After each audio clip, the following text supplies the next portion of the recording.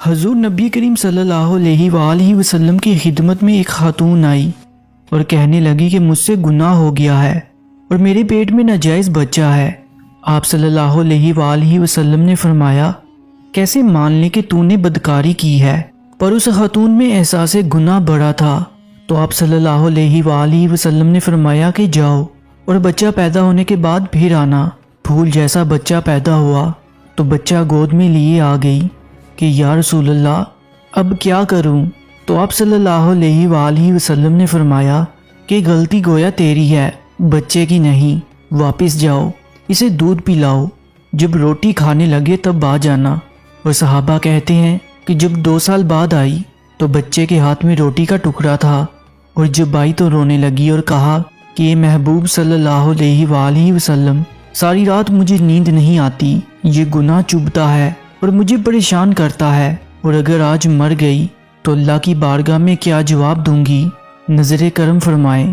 تو آپ صلی اللہ علیہ وآلہ وسلم نے فرمایا کہ بچہ ایک صحابی کو دے دو اور اسے کہو کہ اس کی اپنے بچوں کی طرح پرورش کرنا۔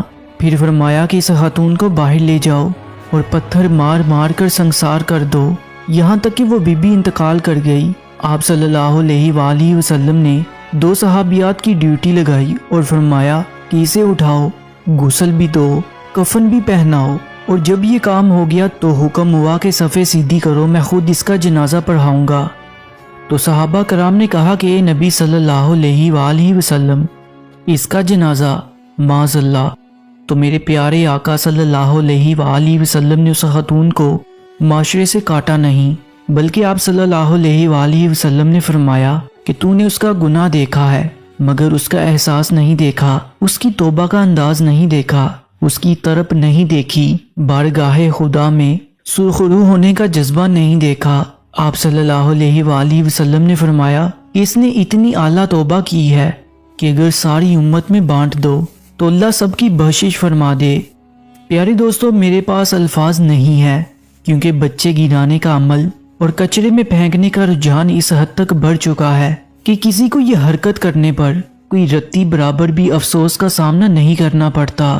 پر اب فرق صرف اتنا ہے کہ اس دور میں گناہ کا احساس ہو جاتا تھا، مگر آج کے اس وقت میں گناہ بہت فخر سے کیا جاتا ہے اور بتایا بھی جاتا ہے، پھر چاہے وہ گناہ چھوٹا ہو یا بڑا، اس کا کوئی پچھتاوا بھی نہیں ہوتا۔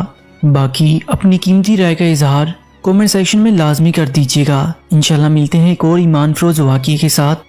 مجھے دیجیے اجازت، اللہ نگہبان۔